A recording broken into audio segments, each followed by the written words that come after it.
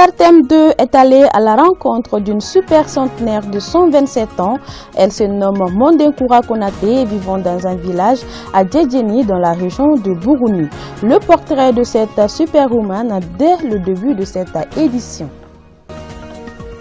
Sur demande du réalisateur, les acteurs du cinéma informent, sensibilisent et même dénoncent certains maux de la société. De nos jours, ce secteur est confronté à certaines difficultés à découvrir dans cette édition. Voilà pour les titres. Mesdames et messieurs, bonsoir et bienvenue. Dans le cadre du mois d'octobre, mois de la solidarité et de la lutte contre l'exclusion, notre rédaction est allée à la découverte d'une personne âgée, tenez-vous bien, de 127 ans. Je dis bien 127 ans. Elle se nomme Mondenkoura Konaté, vivant dans un village nommé Djedjeni dans la région de Bourouni, à 303 km de Bamako. Communément appelée Adia, notre super centenaire est mère de 8 enfants, dont 2 hommes actuellement vivants. Elle a plus de 20 petits-enfants et arrière-petits-enfants. De retour de Kolondjeba, voici le reportage de notre envoyé spécial à Daouda Kone, commenté par Hawa Kamara. C'est ici, à Djedjeni, 303 km de Bamako, commune de Kolosso, cercle de Kolondjeba, région de Bourouni, que se cache notre super centenaire du nom de Mondenkoura Konaté, né en 1895 et âgé de 127 ans. Communément appelée Adia, cette grand-mère se réjouit de cette grâce de Dieu. Dieu merci pour cette durée de vie qu'il m'a accordée. J'ai toujours vécu ici à Djedjeni. Mon activité favorite lorsque j'étais jeune était d'aller au champ et de ramasser du bois sur le chemin du retour pour pouvoir cuisiner, chose dont je suis nostalgique aujourd'hui. Je souhaite une aussi longue vie à tout le monde.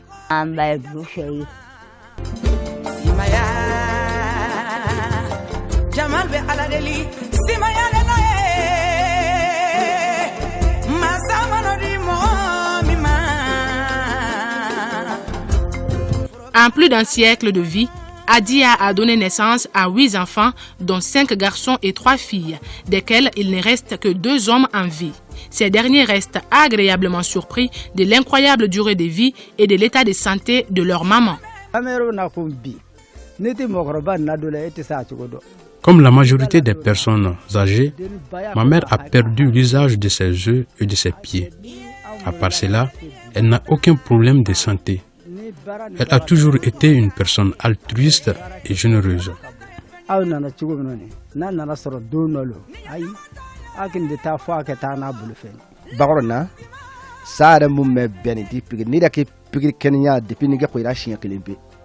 mère a toujours été active. De toute ma vie, je ne l'ai vue malade qu'une seule fois. Elle est encore lucide et arrive à reconnaître toutes les personnes qui viennent lui rendre visite.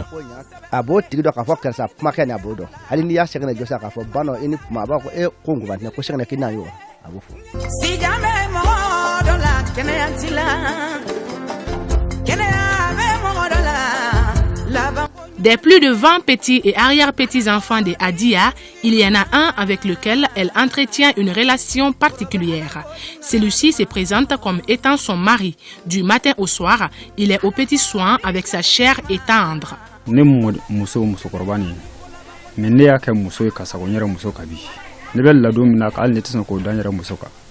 grand-mère est ma priorité.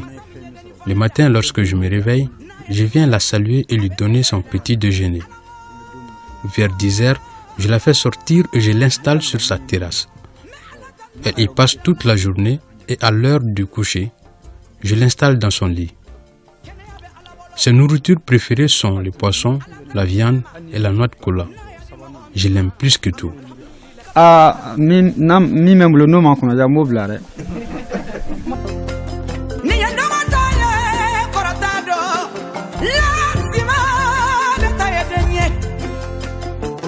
Après avoir été témoin de l'arrivée du colon sur nos territoires, du suicide de Babemba Traoré, de la résistance de Samori Touré, de la naissance du Mali indépendant, pour ne citer que ceux-ci, s'il y a quelque chose que Adia déteste aujourd'hui, c'est que l'on lui souhaite une longue vie. Tout ce qu'elle désire, c'est avoir une bonne faim.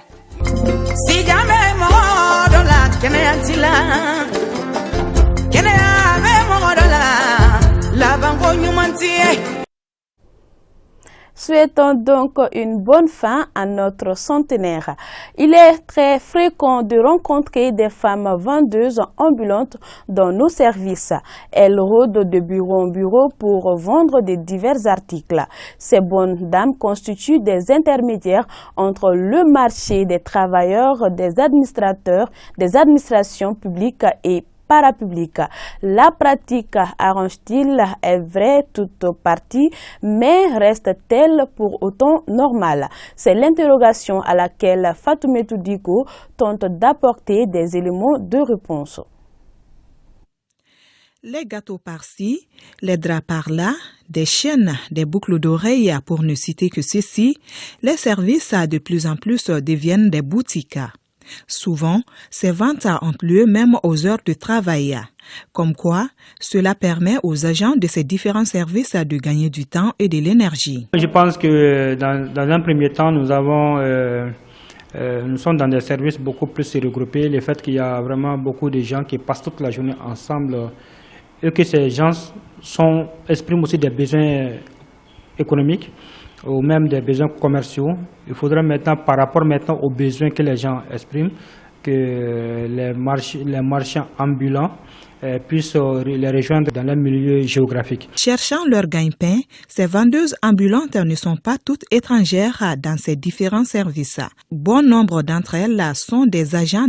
Qu'est-ce qui pousse ces agents à faire ces commerces dans leur lieu de travail? Par exemple, des gens qui font ça, vous trouverez que ce ne sont pas des chefs de service, ce sont généralement des secrétaires, par exemple, ou des gardiens, ou quelque chose comme ça, des employés de soutien, ou du personnel d'appui, par exemple, au service qui font ce genre de choses, parce que quand on regarde aussi, il y a, dans beaucoup de cas, vous trouverez que la personne qui développe ces activités sont aussi très mal payés. Et forcément, les gens ont besoin vraiment de développer d'autres activités pour pouvoir réunir les débouts, comme on le dit au Mali. C'est la recherche effrénée du gain personnel. L'homme est l'éternel insatiable.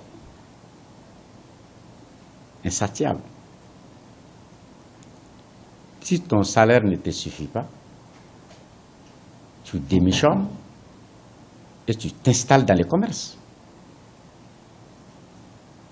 Il n'y a pas de demi-mesure là. Soit tu es fonctionnaire, soit de l'État ou des collectivités, ou tu es commerçant ou commerçante. Les deux ne peuvent pas aller. Il faut reconnaître que ces attitudes au sein des structures peuvent sérieusement impacter sur les objectifs de ces entreprises. L'activité commerciale ne doit pas amputer le bon déroulement des activités professionnelles. Donc je pense que sur ce point-là, on doit énormément réfléchir pour pouvoir trouver une solution idoine. Le travailleur aussi a son temps, parce que l'État a accordé au moins 2 jours de week-end. Pendant ces week-ends, les travailleurs peuvent faire ses courses. Ceci dit, le commerce au sein des services, naturellement, c'est une dichotomie, c'est antinomique. Le commerce ne peut pas aller avec le service. On a opté pour une fonction précise, mais c'est regrettable. C'est regrettable que c'est de la monnaie courante au Mali. Malgré nos multiples tentatives, aucune d'entre elles n'a voulu répondre à nos questions. Les acteurs du cinéma font partie de ces personnes qui illustrent au mieux un personnage. Sur demande du réalisateur, ils informent, sensibilisent et même dénoncent certains tares de la société. De nos jours, que ce soit ceux qui ont étudié dans le secteur ou ceux qui y sont par plaisir, tous sont confrontés à certaines contraintes. Je vous laisse découvrir tout cela dans ce reportage de Astanso. Ils sont ceux qui incarnent au mieux un personnage. Ils se l'approprient et font corps avec ce dernier pour faire plaisir aux téléspectateurs. Ne vous y trompez pas, il s'agit là des acteurs de cinéma. Si certains sont passés par les normes requises pour exercer ce domaine, D'autres, par contre, ils sont par plaisir de passer au petit écran. Ni mɔgɔ ko k'a tɛ degun lase Mali artiste comédien ma bi i ye nkalon tigɛ. Les acteurs professionnels souffrent énormément de cette situation. Nous avons passé plusieurs années à étudier, au final être en concurrence avec des amateurs. Il faut avouer que certains jouent assez bien, mais nous ne devrons pas nous battre pour avoir des rôles. Le cinéma, c'est déjà être artiste. On peut faire le cinéma sans pour autant passer à l'école de cinéma. Je suis un exemple de ça. Maintenant, ce que j'aimerais leur dire, c'est de ne pas se décourager, d'aller à fond et d'essayer peut-être de changer un peu de tendance, parce que beaucoup qui ont étudié le cinéma ont plus un jeu théâtral que ceux même qui n'ont pas étudié le cinéma. Bon, moi, mon avis personnel, je dis que c'est peut-être ça qui joue, et c'est aussi une question de profil. Justement, l'arrivée de ceux qui sont qualifiés d'amateurs par certains dans le milieu cinématographique n'est pas sans conséquence.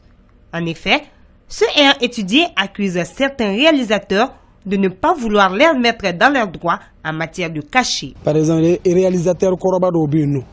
Il est temps de revenir à nos valeurs qui illustraient le cinéma de notre pays. À titre d'exemple, certains réalisateurs aiment privilégier les acteurs professionnels. D'autres, par contre, font appel à des amateurs. Ces derniers facturent moins que les professionnels. Ils ne doivent pas nous écarter car nous vivons du cinéma. Je pense que quand on a déjà l'amour du métier et qu'on fait des recherches, donc je pense qu'ils ne doivent pas baisser les bras juste parce qu'il y a des autodidactes qui viennent, qui s'imposent. Ils doivent eux aussi essayer de s'imposer comme nous sommes en train de le faire. À cette problématique, les réalisateurs ont leur réponse toute faite, qui varie toutefois d'un réalisateur dit de la vieille école et ceux de la jeune génération. Puis le regarder partir à la maison sans lui donner un sou. Ça retient beaucoup de réalisateurs. Sinon, il y en a plein. Vous demandez à un réalisateur, à tous les anciens, ils ont chacun un ou deux scénarios à la maison. Mais c'est difficile d'aller dire à des interprètes à Aina Niema. Aina Niema, je crois que depuis très longtemps, on est en train de tenir ce discours. Aina Niema. L'actorat, c'est du naturel. Ça vient du cœur. Si la personne sait donner de sa personne, je pense que la personne pourra jouer un bon rôle, pourra rendre le rôle. Donc le réalisateur, généralement, il fait un casting. Son casting, ce n'est pas sur la base d'un diplôme. C'est la base d'un jeu. Quand on dit casting, l'acteur, tu viens, on te donne un texte, tu joues. Quand le jeu est bon, le réalisateur te prend.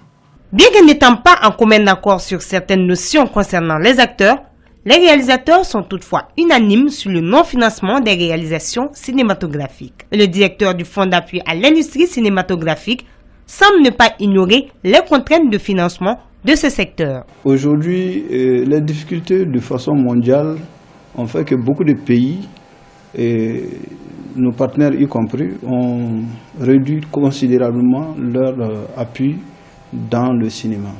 Ça, c'est un des premiers facteurs. Deuxième facteur, le cinéma est un instrument, un vecteur de valeur sociétale, à telle enseigne que les Européens, de façon générale, les Occidentaux, ont tellement compris l'intérêt du cinéma qu'ils en ont fait un outil de monopole pour asseoir leur politique partout où ils vont passer.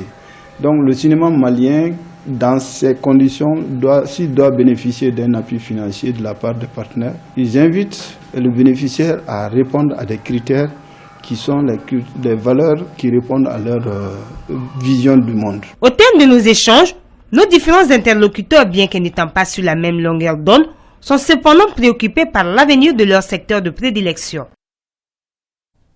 Sport, football, 33 équipes issues des différents quartiers de Bamako vont s'affronter pour la 3e édition de Jok Foot qui vient d'être lancée. L'objectif de ce tournoi est de renforcer le lien entre la communauté Diawambé et par ricochet faire émerger des nouveaux talents. Mahamadou Hama.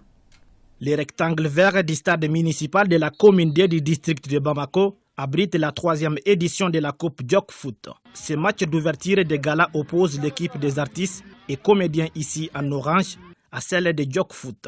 Au bout du temps réglementaire, le score est de 4-3 en faveur de Jok Foot. Toutefois, ce match aurait le mérite de susciter toutes les émotions aux spectateurs. En première période, l'équipe des artistes et comédiens domine le match par le score de 2-0.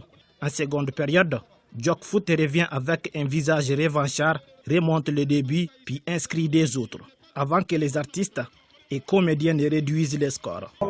L'association des Djawabé du Mali a initié cette compétition dans toutes les communes de Bamako, afin de pouvoir